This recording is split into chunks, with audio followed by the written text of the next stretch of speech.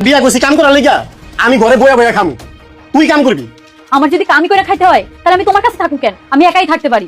একা থাকবি না? থাকবি তো। আমার সাইডে অন্য লাঙ্গের কাছে যাবি? আল্লাহ, আমি মনে হয় আমার জীবনের সব থেকে বড় ভুল করছি, আর এই ভুলের পাশে তো আমার সারা জীবন দিতে হইব। থাকো তুমি তোমার মতো।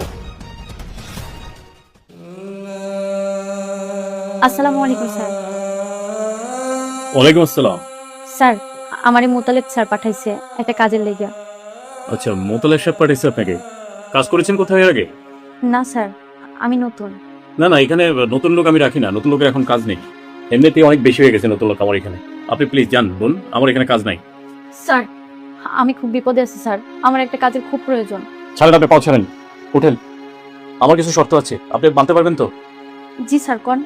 আমার এখানে প্রোডাকশন ছাড়া কোনো বেতন হবে না। আপনি যতদিন কাজ শিখতে না পারবেন ততদিন কিন্তু কোনো টাকা দেওয়া হবে না। রাজি আপনি?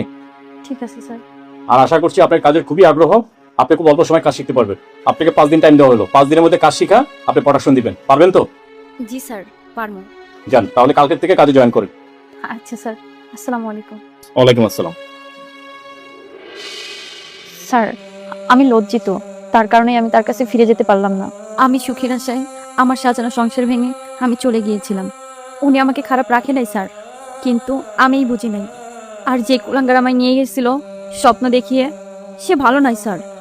আমি অনেক পরে জানতে পারি, তারপর থেকেই আমি আমার একাকিত্ব জীবন শুরু করেছি স্যার। তুমি যেহেতু তোমার নিজের ভুলটা তুমি বুঝতে পেরেছো, আমি আর কি বলবো। দেখো বোন, তোমাদের কাছে আমার বিনয়ের সাথে একটা অনুরোধ থাকবে, তোমরা এই কাজগুলো আর করো না। তুমি সুখের জন্য আরেকজনের কাছে গিয়েছো, সে পেরেছে তোমাকে সুখ দিতে, তুমি তাকে ছেড়ে আরেকজনের কাছে যাবে, সেও পারবে না। আসলে সুখ কোথায় আছে সেটাই তোমরা জানো না। শোনো বোন, অট্টালিকা টাকা পয়সার মধ্যে সুখ নেই। সুখ হচ্ছে সেখানে যে মানুষটা তোমার চোখের পানি দেখে তার চোখের পানি পড়বে এবং তোমার চোখের পানি মুছে দিবে, সেখানে হচ্ছে সুখ, সেখানে হচ্ছে ভালোবাসা। আমি একটা ছোট্ট অনুরোধ করবো তোমাকে, তুমি কি রাখবে? জি স্যার, বলুন। তোমরা আবার নতুন করে সংসারটা শুরু করো, কি বলেন ভাই? আমার ছেলের মুখের দিকে তাকা, আমি সব মেনে নিতে রাজি আছি। ঠিক আছে ভাই, ঠিক আছে। বললাম তো আপনাকে একটা সমাধান খুঁজে পাবেন, পেয়েছেন তো?